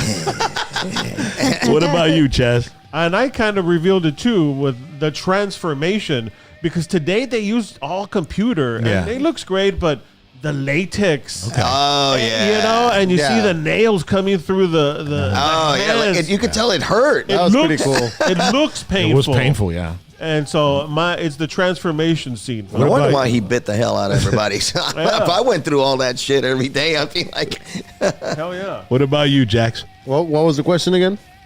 The greatest horror movie scene. It's Greatest- It's Friday the 13th. oh, It's Halloween. Horror movie You know? scene. You can rewatch And we've it got James over Rivera and here. over and over. You know? Greatest horror movie scene for me, I guess fucking... The shower scene. The shower scene from every Psycho. No, I was thinking, slasher. Yeah. I was thinking fucking the movie Carrie cuando le tiran todo el pinche... Oh, okay, yeah. oh, the Ay, blood, the luego pig que- blood. Y que se hace todo el desmadre. John Travolta. Man, Yeah. that fucking movie was crazy. You know what movie used to freak the fuck out of me back when I was a kid? Porky's. The Birds. Oh yeah, because it's so weird because they never explain why it happened. True. And they never explain why they just stopped bothering everybody. Yeah, Right? totally random. That's just that's Hitchcock. Yeah. Like, well, what the hell? Like, it's what I wanted to do. Yeah. Like you have to read inside my mind what I'm thinking here. Like, but he never explained why they went crazy, and then he never explained why they just stopped. Yeah. And then they just all drove away. Like, now that's kind of creepy. Yeah. That was a great movie. Another one that I used to freak out on, Boo, was Island of Terror. Oh. Where these turtles with like long necks were on an island. And then they would chop them in half, and like spaghetti would come out of them, bro. Because they would suck the bone out of people and leave just the skin with no bone. Did you ever see that one, James? No, it's kind of obscure. Yeah. Island of Terror. Okay, I'm gonna have to check that out. I like all those old, those crazy, those drive-in They're not movies. even B-rated. They're like C or D rated, but they're good. Green Inferno. Green Inferno. Oh yeah, do you remember Green Slime? About these outer space creatures that they had like a bunch of eyes and a bunch of arms, and they took over this rocket ship, and they did all this stuff. I've never seen that. And it had a bunch of rock music in the background, kind of 70s, you know, Wow. Green Slime. Check I'm it out. going to look it up. Yeah. And that's the greatness of... And they even made a song for it. Green Slime. Those are the best, Green dude. Slime. Yeah. Those It sounds movies. like Tom Jones singing, you know, It's not unusual. Oh, to be out with green slime. What's up, pussycat? Whoa. Those movies with the little theme songs like that were the best. Like Killer Clowns from Outer Space. Yeah, there you go. It's related to something like that. Yeah. All right, greatest Halloween candy. James? Greatest Halloween candy is Reese's Peanut Butter Cup, the white chocolate one for me. Oh, those are good. All right. Yeah. I always liked it when I would get they're called dots. Oh, yeah, remember the dots? I like because the gumminess of it. So I always I was happy when I got dots. It always made you think you were getting high. All right, so we're going to get into music now. Best made an album. Oh, easy. Oh. James? Number of the Beast. Number of the Beast? It's Peace of Mind, man. I love Okay. Peace of Mind. What about you, Jax? Same Number of the Beast. I love that I'm one. Killers, dude. Yeah. Paul Diano. Ow! That was the very first time I saw Iron Maiden with Paul Diano open up for Humble Pie and Judas Priest. Oh, I don't have my phone. I actually think we're doing that tomorrow. You are? Killers, yeah. Oh, man. You walk through the subway, his eyes burn a hole in your back. Yeah. A footstep behind you, he lastly prepares for attack. Scream for mercy. Yeah, Paul Diano, man. Killers was that's the very first time I saw Iron Maiden, and my whole life changed. And then I got to meet Paul Diano with Battlezone when he had his band after Iron Maiden, after they kicked him out. But I saw Iron Maiden open up for Humble Pie and Judas Priest. It was a point of entry tour. Exactly. 1981, I think. That wasn't like a really disappointing record for me from Priest, though. That's when they started getting a little too... Well, never mind. I like Desert Plains. I like Desert Plains and Solar Angels. Well, they started with Solar Angels. Right. It was They like did. Jugga. Yeah, but they started. It wasn't British Steel stuff. It wasn't Grinder, Rapid Fire, none of that shit. But it was. They started. Once they started doing that hot rock and stuff, I was going. Yeah. Okay. All right. Yeah. Too much information there. Best song on Black Sabbath's Heaven and Hell album. Woo! I didn't say they were going to be easy, bro. I know. That album of Heaven and Hell, which is the best song on that album out of all of them? You can't choose more than one. Die Young. Die Young? Oh, my God. Die Young, gonna die. Can't you see the writing in the air? What about you, Chaz? It's Heaven and Hell because I like when you see them live, which I saw Heaven and Hell open up for Iron Maiden.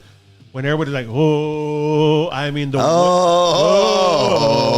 became a big anthem. The wave of emotion is. And I loved it when he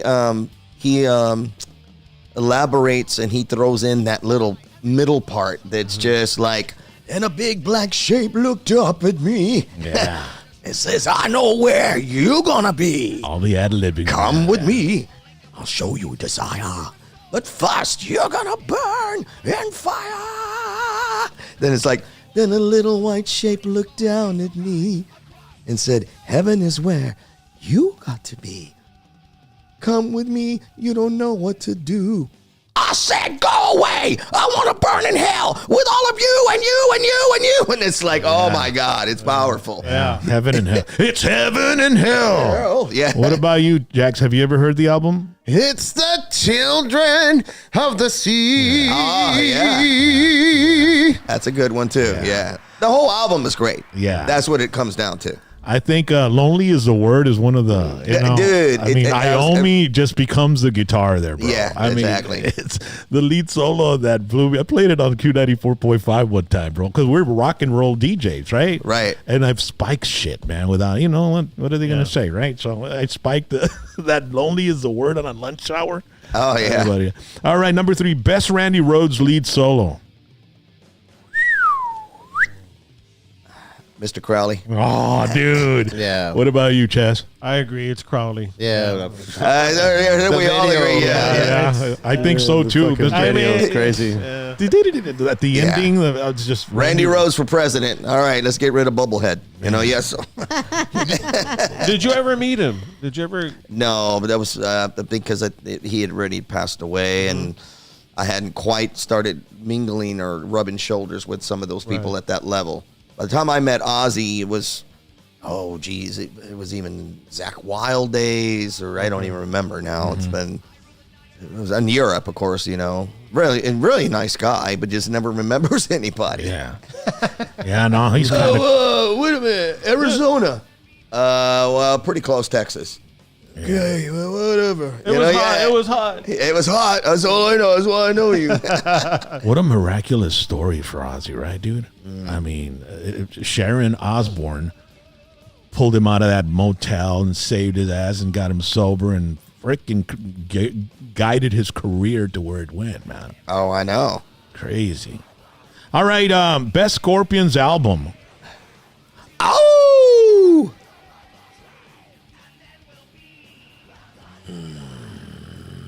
Animal Magnetism, Love Drive, Blackout. Taken by Force. Taken by Force? Yes. What about you, Chaz? I would say Love Drive. Yeah. You do, Jax? Whichever one the zoo is on. That's Animal Magnetism. Animal Magnetism. That one, yeah. And the title song is pretty freaking creepy. It's brutal. One of the heaviest songs they ever wrote musically, but then the words are kind of weird, like they don't match, And like, the way he sings it too, right? Yeah. I mean, I guess we're allowed to say that, right? But that's the heaviest song I've ever heard written about pussy. It's yeah. I mean, it just doesn't match, but that's what it's about. Animal Magnetism. Yeah. And then right after that, right before Lady Starlight, right, of the Lady Star. I'm like, what? Those lyrics should have went with that. Yeah. All right, best Led Zeppelin album. We're almost done. Ooh. Hey, that's a good one. Best Led Zeppelin album. I mean, Led Zeppelin had their music is so amazing. I was listening to Good Times, Bad Time today. Yeah. The drums on that song, John Bonham. Oh yeah. I want to see how how the videos they make videos of they I actually like people do the drums with a song, and I'm gonna look that one up. Physical Graffiti I liked a lot. Double album? Because it had that heavy, Achilles stand. No, that one's on Presence. Presence. I'm sorry. That's the one. Yeah. Presence, yeah. The Presence, Achilles' Last Stand, Nobody's Fault But Mine. Exactly, yeah. That's it. And what the hell was that thing on the album cover, right? Who knows? They used to have, I think Hypnosis was the one that would do all the Pink Floyd albums, and they did that one for Led Zeppelin. That was one of the album covers. All this crap I know, right? Yeah, right. All right, so what about you, Chas? In San Benito, we called it Zoso, but really it's Led Zeppelin 4. Yes, that's the one. man. Which has Stairway to Heaven. And all that. Yeah. That's the one that was like, what you would play it, Black flip it, Dog. play it, flip. You just kept flipping. All of them are Yeah, good. yeah. When Yeah. the levee breaks. Yeah, Going to yeah. California, of to course. California. Yeah. Zozo that was a good one. But Rock and roll. My favorite song is not even on that album. It's Over the Hills and Far Away. There you go. Now you're I talking mean- my language. Give me a kiss. Yeah. I think, but I think the one that James mentioned, Presence, is probably their heaviest album. Yeah. It's got to be their heaviest. But then you get Physical Graffiti, and they do Down by the Seaside. You know, Yeah, that's right. They were like the Rolling Stones, but a heavier Rolling Stones. Yeah. That they would try all kinds. You of never knew what they were going to do. Yeah. They almost even went country, you know? Best Van Halen song.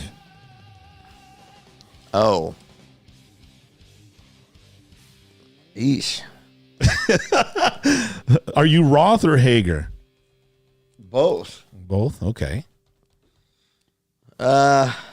Ain't talking about love. Ain't talking about love? Yeah, it's there. It's just there. You know what I mean? It set the bar for all the other bands in the world to try to be that. Yeah. When it came out, you know? What about you, Chaz? It starts off so badass, and it just keeps. I'm the one. Ah. Man, when that song starts, not the first album. boom, it starts off with a crazy lead, and it just keeps going. I love Women in Love. Ooh.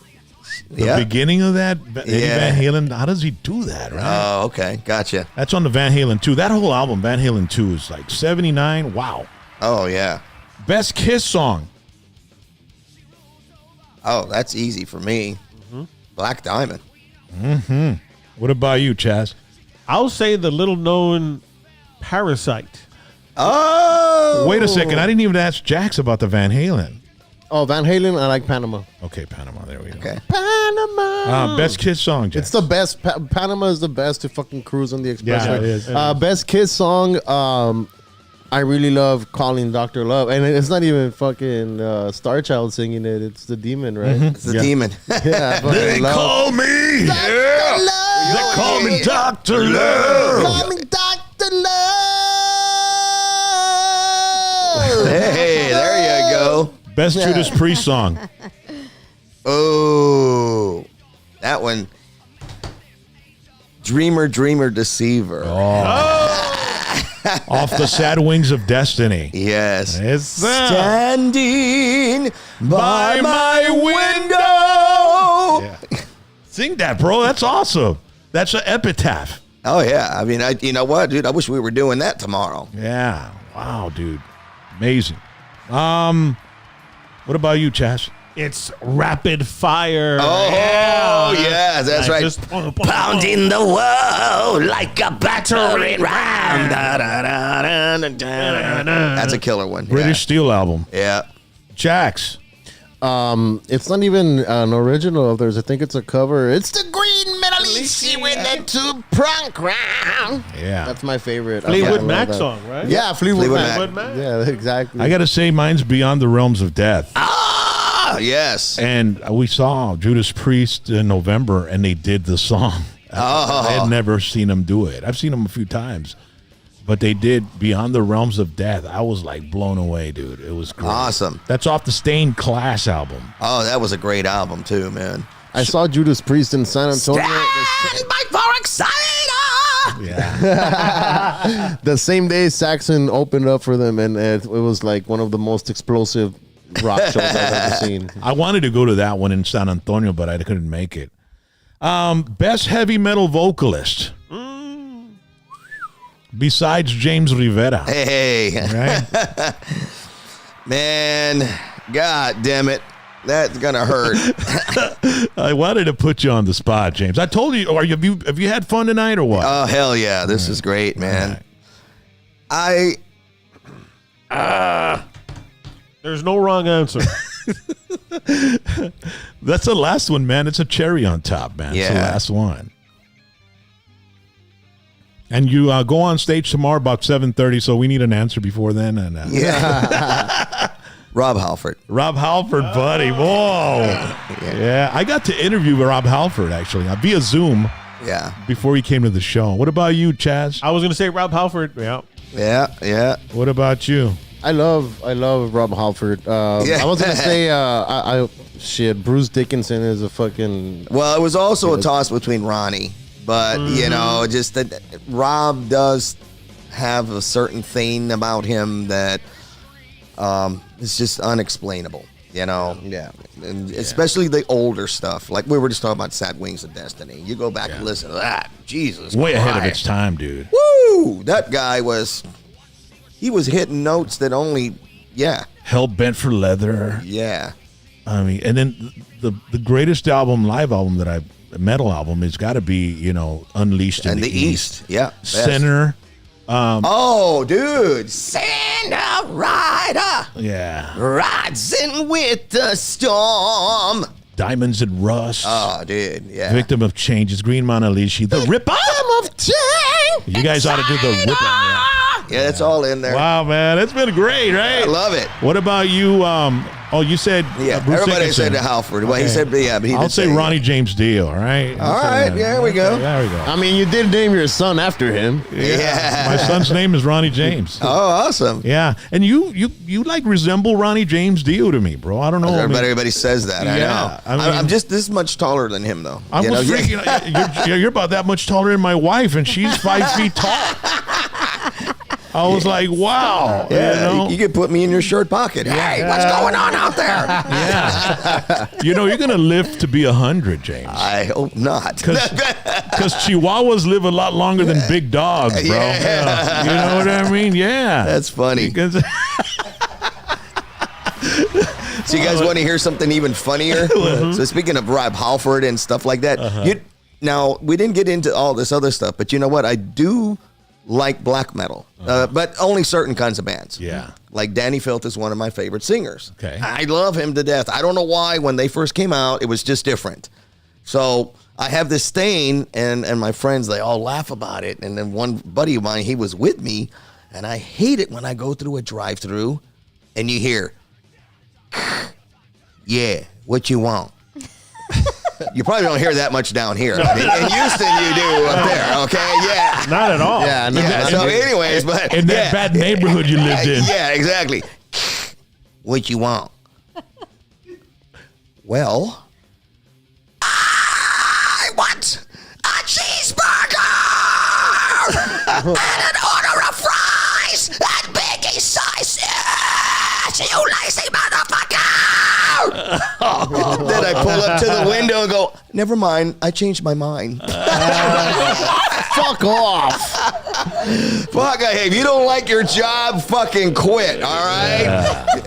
Nobody likes their I want to hear, welcome to Taco Cabana, sir. Can I help you? What do you like? I want, I want a chorizo and egg taco and blah, blah, blah. And here's a tip. It's not a bar, sir. Oh, anyways, that's right. I forgot. But you can show me your boobs anyway. No, just kidding. No, just kidding. But you know what I mean? You want to hear that. Yeah. And I don't want to hear where you want. You know, like, what the fuck's wrong with you, dude? Like, you know, you just killed my appetite. Now you piss me off. You know, the crazy thing about it, it's not even a real human. It's AI.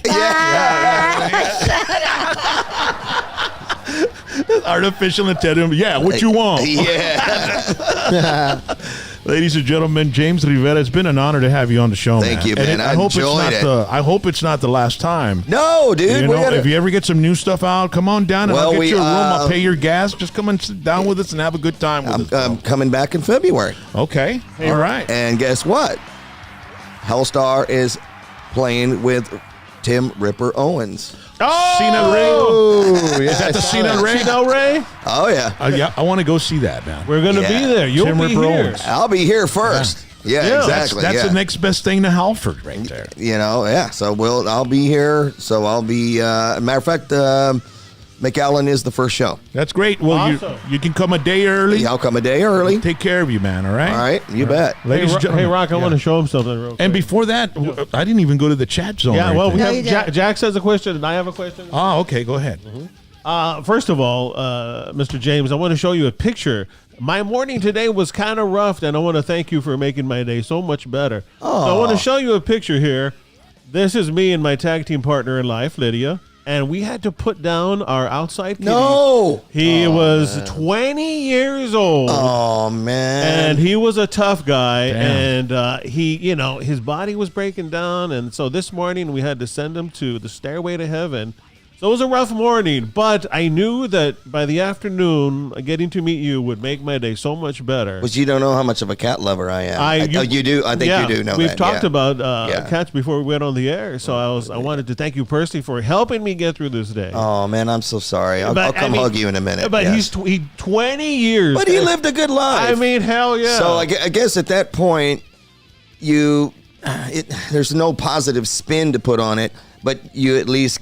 Well, it made you feel better to know, look, he made it 20 years. He made it 20 years. And you know what? And so, what can you do at that point? Though, man. Oh, yeah. I mean, dude, I wouldn't know what to do. I don't even want to think about that day if that ever comes. I mean, I would go crazy. Yeah, hopefully it happens naturally. I'm like, whatever you have to do to put them to sleep, do it to me too at the same time. You know? Yeah. You know what I mean? Like, they're like, well, sir, that's suicide. I don't care.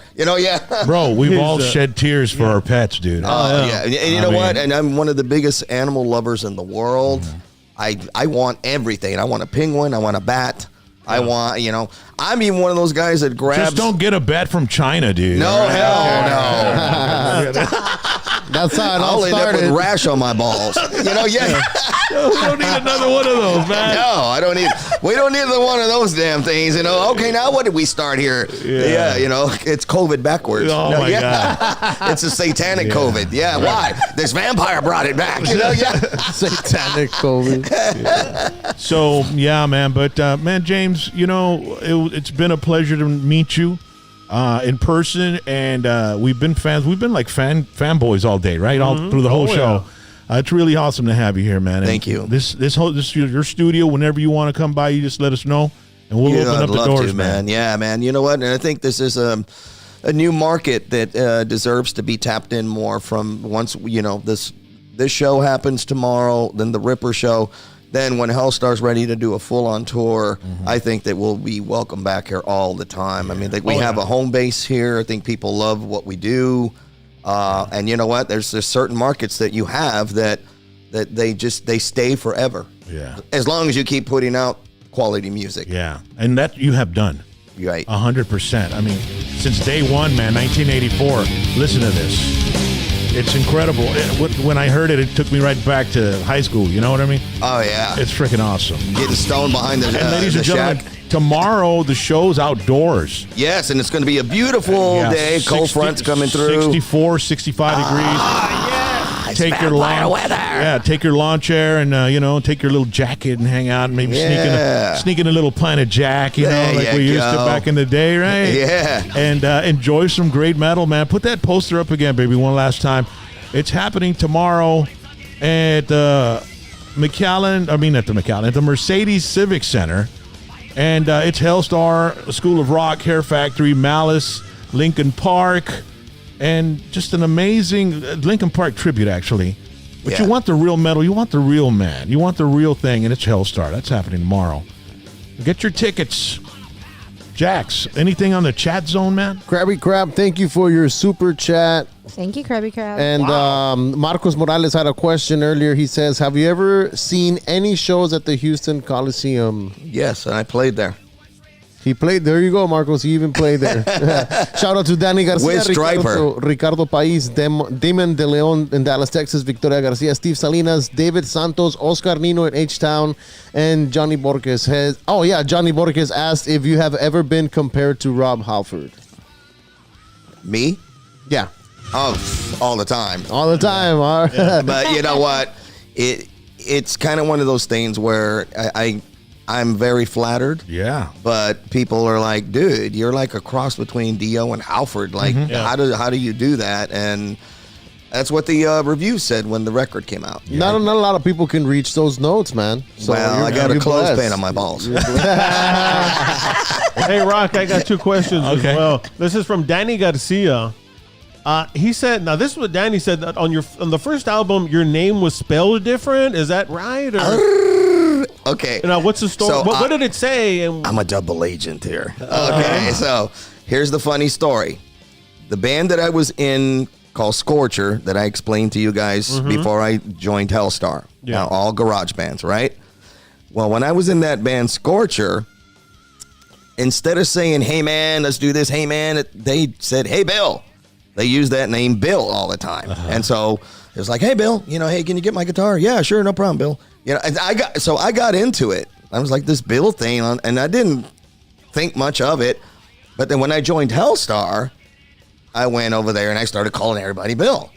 And then Larry even got upset one day. He goes, dude, how come you guys don't remember my name? Is he sniffing glue or what? My name's Larry, not Bill.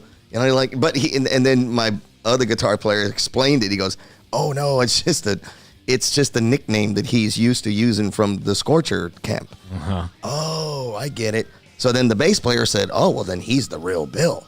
So they started calling me Bill all the time. And then when the guys came down to record the record, which was the owner of Combat, and Carl Kennedy from the Rods, who produced Burning Star. Great band, the Rods, man, back in the day. Yeah. So they're like, all right, so hey, Bill, it's time for you to go sing.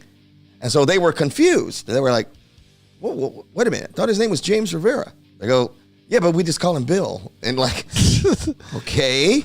So then they're like, dude, we kind of like that. So when the album came out, the owner decided, I think you should go under the name Bill Lionel.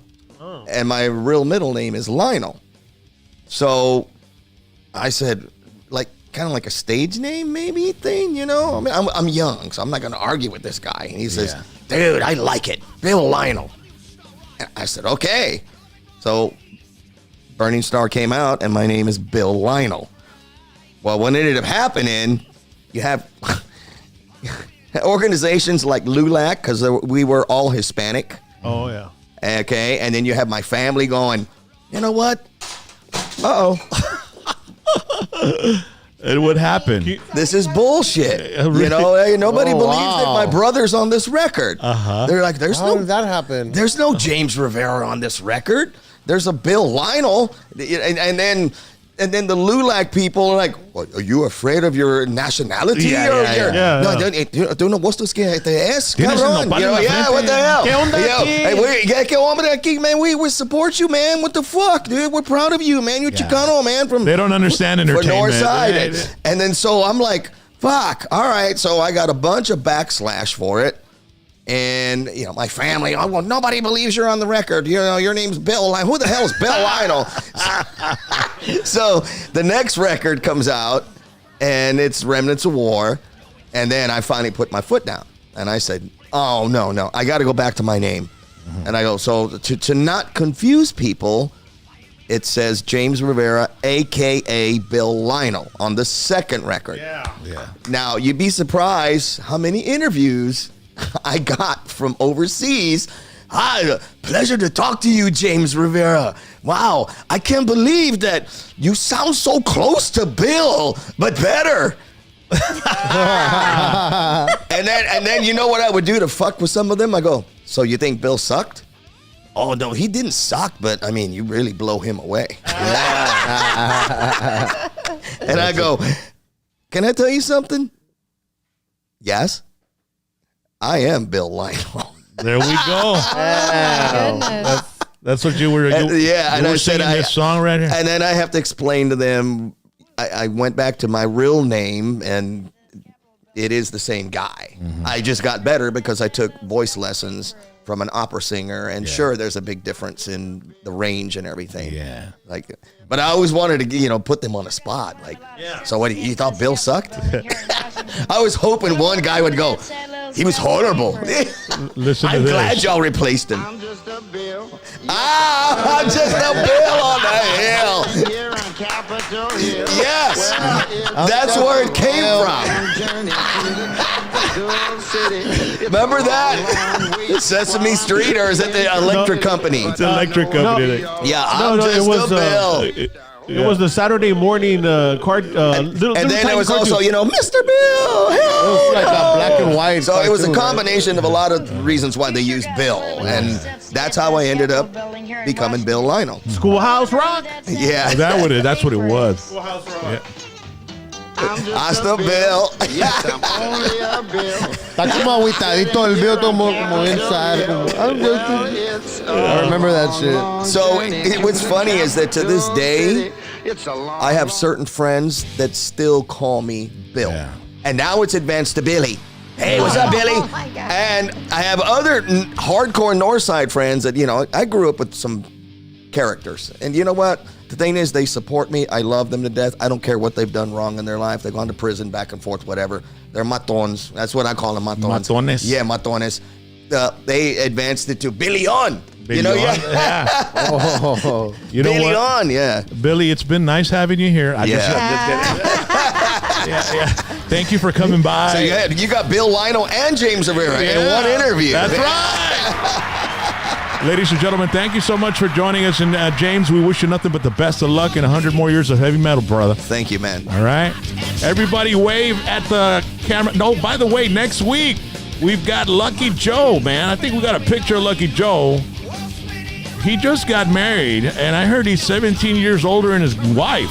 Wow. Eso, yeah, but that's the music industry, man. Cállate la boca, shut up. Anda bien Mick Jagger, Yeah. Lucky Joe. Anda bien Leo DiCaprio. Anda Yeah, bien, I know, yeah. Look at Anda bien. Cher. She's dating a guy that's fucking 16, you know? Anda bien Bill Lionel, the Almighty. Bill Lino, yeah. Ladies and gentlemen, Give me a kiss, okay? Yeah. have a great weekend, all right? We'll see you. All right, buddy. Everybody have... Destroy